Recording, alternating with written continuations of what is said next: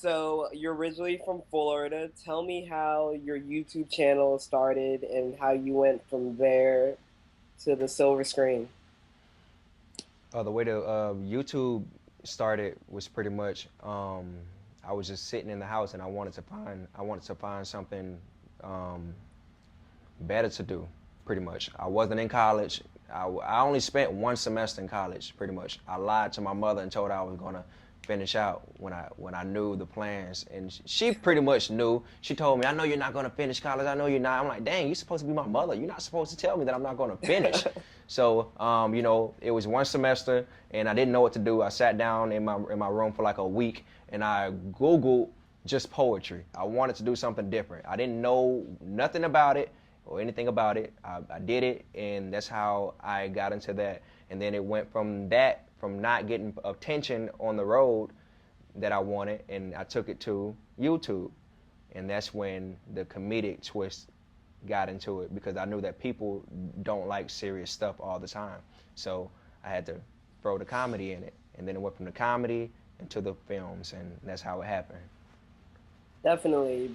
I followed your YouTube channel back in like early days Yeah, and you did sketches and then like later on you had relationship games yeah, which was yeah, a little more serious.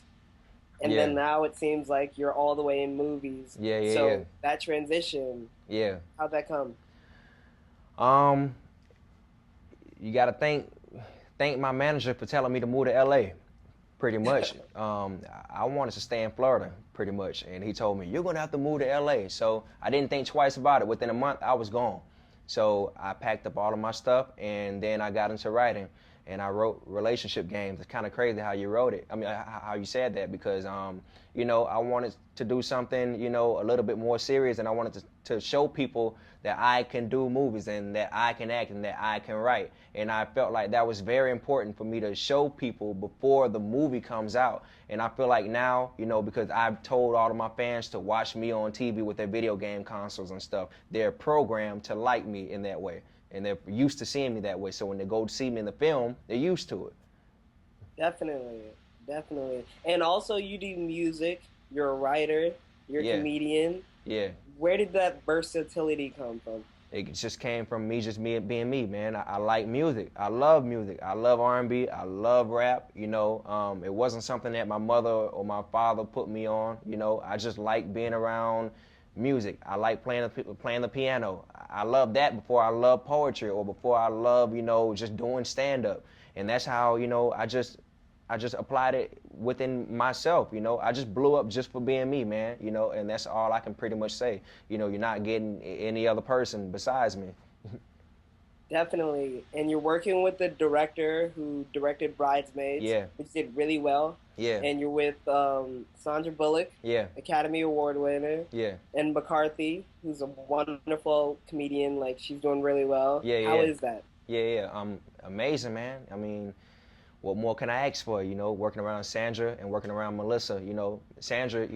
I consider Sandra more like a mother figure.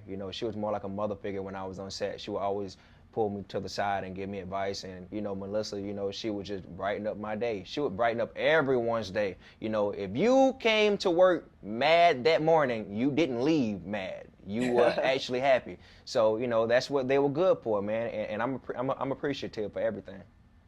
Definitely. What's your favorite part of being on set?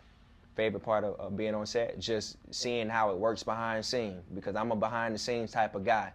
And I mean, don't get it twisted. I love acting, and I wouldn't take it back for anything. But being behind the scenes and watching people that I've never seen before or been around, and feeling like I'm part of a family, that was the most important part. Because being behind the scenes and making sure that you're a part of a family and treating each other right and everything, that's the big important part, and that's how you're going to become, successful.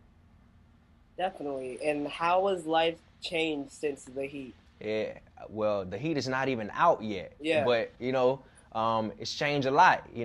I mean, how do you think it feels when you leave your house and you go to Target, and then the person who you park right next to tells you to roll down your window and say, "Hey, you, you." So it's weird, man. I'm not used to it. I spent the majority of my life just being a regular person, and I have to realize that I'm not a regular person anymore. So it's mind blowing, man. But again, I like it. Definitely. And what's up next for you? I'm writing a movie right now. I'm writing a movie, with Brian Robbins, the director, of A Thousand Words, Yeah. Norbit, Coach Carter, and stuff like that. And I'm actually auditioning more, and I have a lot more things coming out. Just keep watching, keep staying in tune. I'm not going to stop working. It's coming. The more movies, more scripts. Definitely. And musically, like, what do you have out? Right now, I have a comedy. It's more like a comedy album, but I call it alternatives, and that's coming out June 23rd. And like I say, man, make sure you get that. It's called The Game Changer, and it's pretty much just me being me, pretty much how I'm feeling and what I've been going through for the past 6 months since I've moved to LA. That's everything what it's going to be.